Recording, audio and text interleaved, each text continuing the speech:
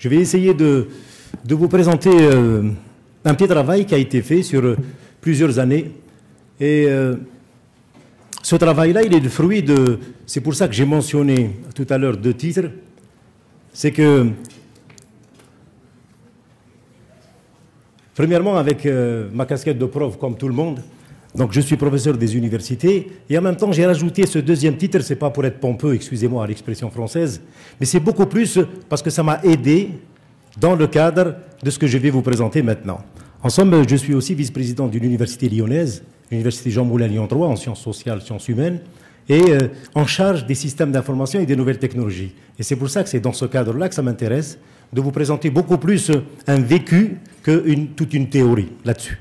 Je présenterai dans un premier temps essentiellement les idées directrices, mais je commencerai par citer au moins mes deux collègues qui ont travaillé sur ça avec moi, mademoiselle Boulesnan et monsieur Christian Varinard.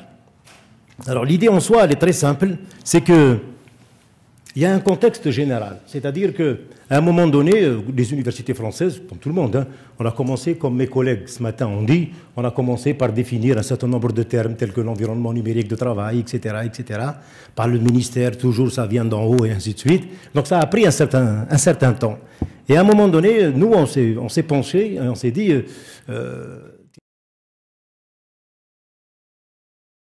le domaine de l'intégration des outils technologiques dans la fonction d'enseignante, ou bien il faut tourner la page, ne plus en parler.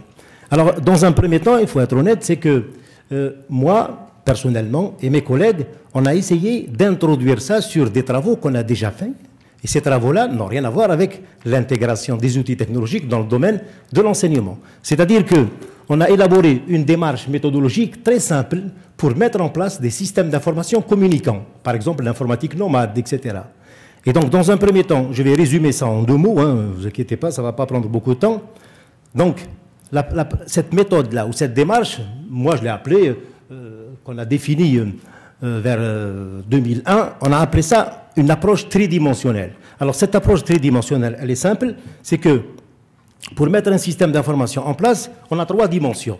On a premièrement une dimension qui est purement technologique, c'est-à-dire se basant essentiellement sur le développement des outils matériels et logiciels.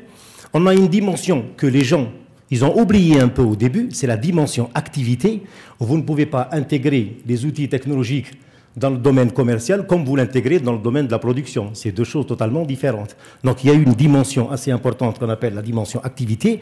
Et enfin, il y a la troisième dimension, il faut être honnête, que c'est quand j'ai intégré Lyon 3 que j'ai découvert ça. Pourquoi? Parce que moi, de formation informaticienne initialement, à la limite, la dimension humaine, je voyais beaucoup l'importance. Pourquoi? Parce qu'on est formé comme ça, on est formaté, que c'est la technique qui prime. Alors que c'est à travers l'université que j'ai découvert que cette dimension humaine, elle est très importante.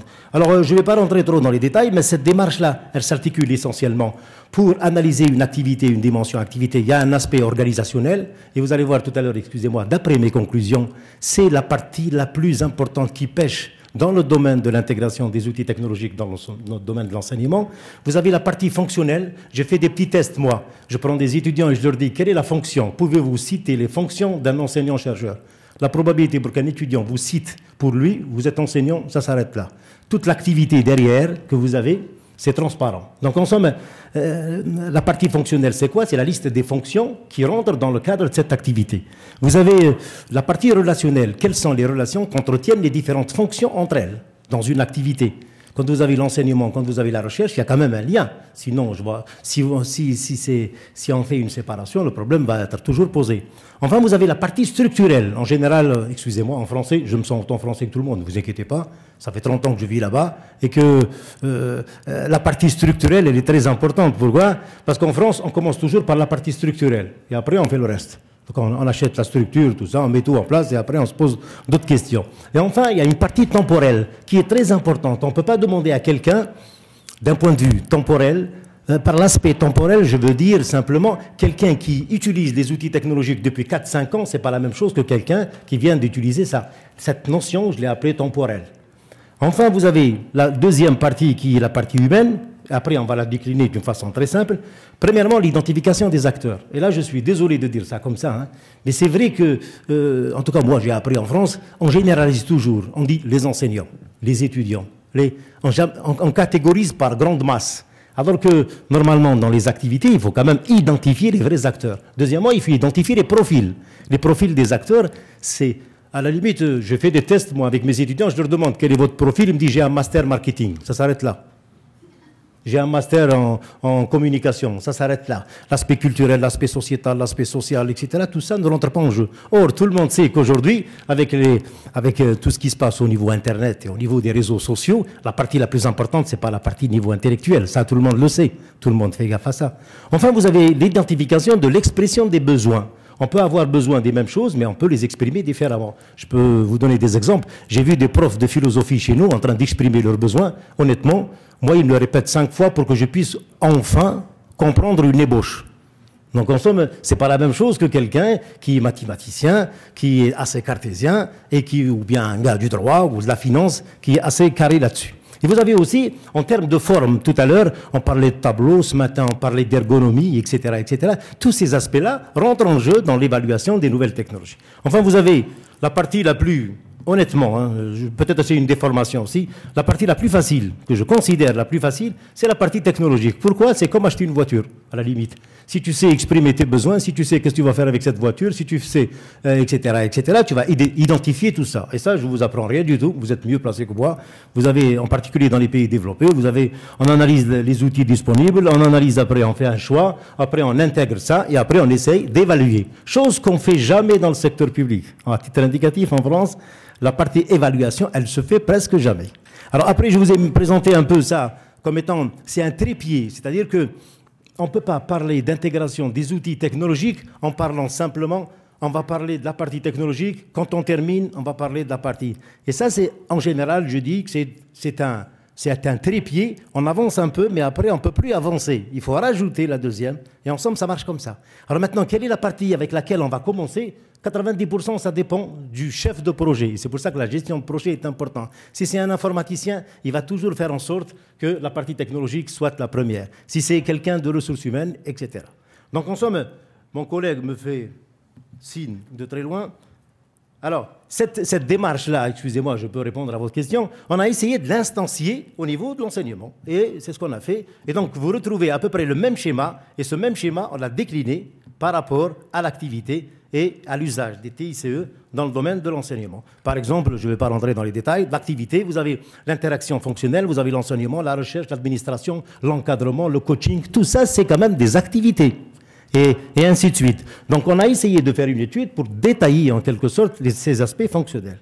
Le deuxième élément qu'on a fait, c'est qu'on a essayé de regarder, en somme, quel est le contexte? Le contexte, c'est une université française, 23 000 étudiants, 6 composantes, très hétérogènes, plusieurs domaines, le droit, la gestion, les lettres, les philosophes, les langues, l'IUT, etc. 650 enseignants permanents, plus des vacataires, il y en a à peu près 1500 vacataires, et vous avez absence de structure dédiée à l'intégration des systèmes d'information.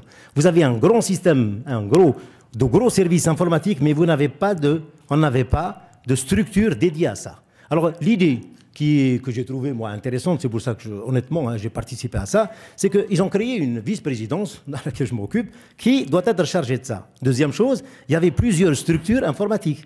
Il y avait des structures informatiques, les structures multimédia, etc., mais purement techniques. Il n'y avait pas de lien avec les enseignants ou quoi que ce soit. Pas de structure de lien. C'est pour ça que j'ai mis un point négatif. Il n'y a pas d'aide pour l'expression des besoins, il n'y a pas d'aide pour l'évaluation, il n'y a rien du tout. Il n'y a pas d'aide pour la formation des utilisateurs. Et donc, à partir de là, nous avons mis en place une structure, et ça, c'est le vrai projet. Moi, c'est ça qui m'intéresse. C'est simplement pour vous dire, on a mis un service qu'on a appelé Service des technologies de l'information et de la communication. On a formé des groupes de travail pour l'intégration des plateformes pédagogiques, en particulier Spiral, etc.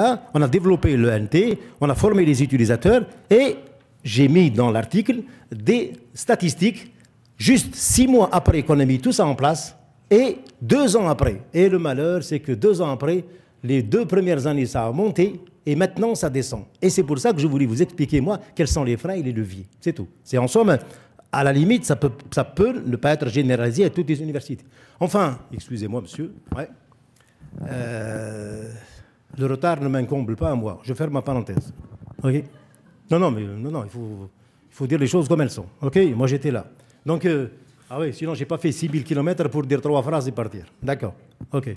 Donc, premièrement, non, il faut pas. J'ai appris à ne jamais me laisser faire, monsieur. Je termine ma phrase. Donc, en somme, je termine ce que j'ai à dire.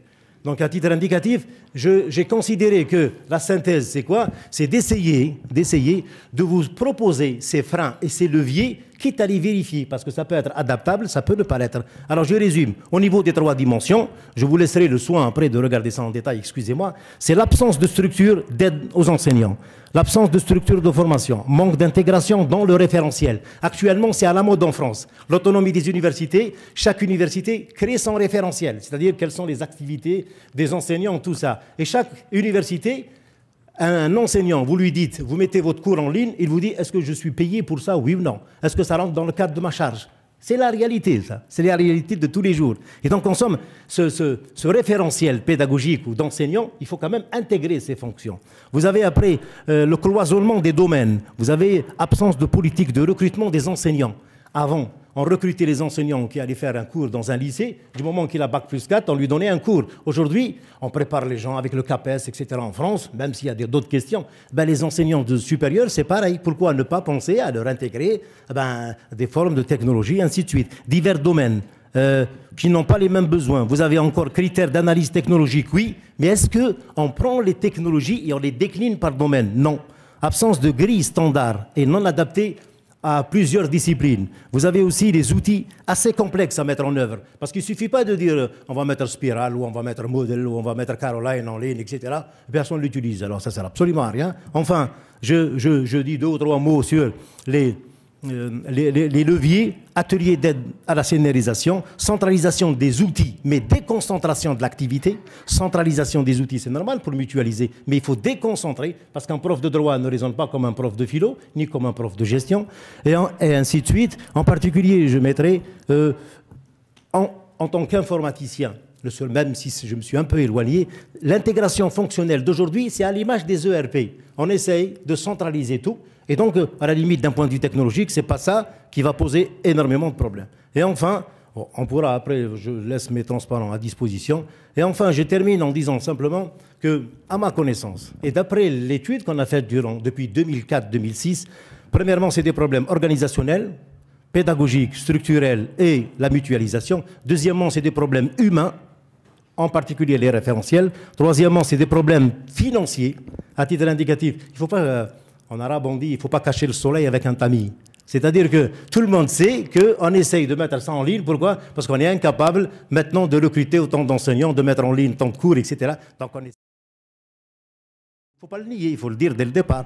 Problème de culture dans le métier des enseignants. Excusez-moi, je suis prof d'université, et je suis fier de l'être, hein, mais il y a quand même, excusez-moi, j'allais dire, c'est quand même une population particulière. Hein. Donc en somme, d'un point de vue culture, c'est quand même pas évident. Alors, plus conservateur qu'un enseignant, c'est pas... Il faut chercher beaucoup. Hein. Enfin, en tout cas, un enseignant français. Après, vous avez manque d'intégration des nouvelles formes d'apprentissage. Par exemple, les domaines de spécialité ne sont pas égaux. Ben oui, demain, vous faites des cours de maths, c'est plus facile. Les cours de droit, les gens, ils croient que c'est dupliquer les slides et les mettre en ligne. Ben, c'est pas comme ça, l'enseignement à distance, ça n'a pas de sens. Après, le rôle de l'apprenant est en pleine expansion. Excusez-moi, je vous assure qu'actuellement, c'est les apprenants qui demandent aux enseignants. Au début, ils demandent gentiment, « Monsieur, est-ce que votre cours est en ligne ?» Non. 3 semaines après, « Monsieur, pourquoi votre cours n'est pas en ligne ?» La question, elle a changé. Et ainsi de suite. Et donc, en somme, c'est comme ça qu'il faut faire. Et troisième chose, j'ai mis le rôle de l'apprenant en pleine réorientation et la place des autres acteurs administratifs, bibliothécaires, etc. C'est le vrai problème qui se pose parce que l'enseignant, il n'est pas en face de son apprenant. Et je vous dis simplement, à titre indicatif et à titre amical, c'est que j'ai constaté, même moi, si je fais mes cours en ligne, c'est qu'avant, il suffisait d'être compétent dans son domaine et d'être compétent un tout petit peu en pédagogie. Aujourd'hui, il faut être scénariste. Il faut être producteur, il faut être acteur, il faut être... Et tout ça, ça va être assumé par une seule fonction, l'enseignant. Ce n'est pas pour cacher, comme on dit, la réalité, mais c'est quand même très important. Voilà, je vous remercie beaucoup et excusez-moi pour mon franc-parler, parce que moi, je n'ai pas fait 6000 km pour rien. Merci beaucoup.